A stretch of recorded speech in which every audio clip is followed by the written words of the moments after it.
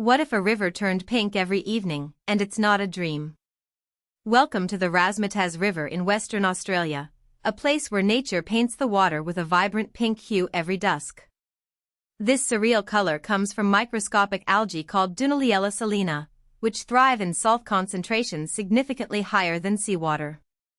The pink glow is most vivid during sunset when the algae are most active, turning the river into a living masterpiece. The color is so intense, it looks like a Hollywood special effect, but it's 100% natural. This is one of Earth's most stunning natural spectacles, and it happens every single day.